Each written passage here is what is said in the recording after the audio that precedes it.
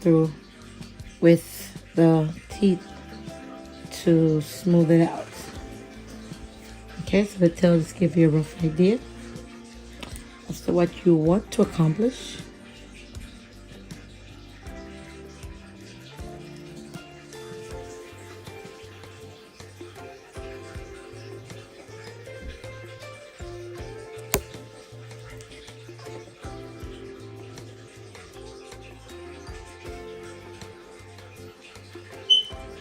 And of course, I go back in with my Shine and Jam to smooth that out. And I will say the number of braids that you have on the top also does depend on the size of your client's head. Some clients, for medium, I may do 4 rows. Some I will do 5.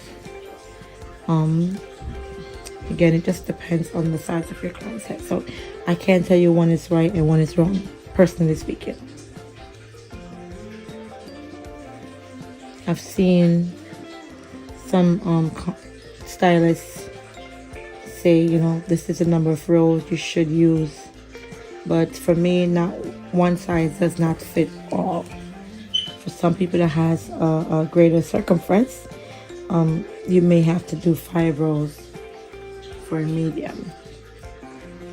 And some that has a smaller head, 4 rows will still give you the desired size that you want.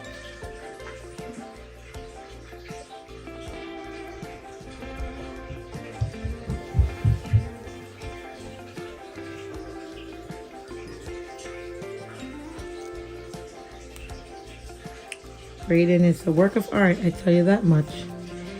It takes time, it takes patience, it takes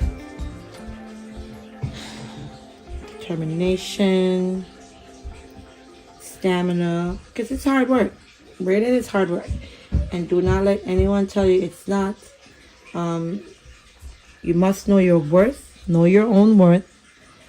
Not everyone is going to know it for you. Some people really don't care.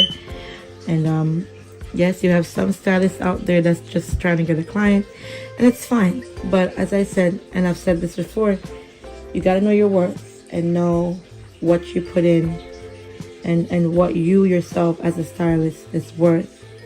Don't look at anybody else. Don't watch what anybody else is doing. Be your own unique self, because at the end of the day, when a person get up out of your chair, you want to make sure you are happy with the outcome. You're satisfied.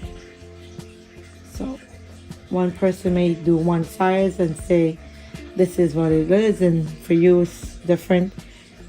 You shouldn't feel bad about that. Okay? I want to make that very clear. Know what your time is worth and the investment that you put in and you're willing to put in.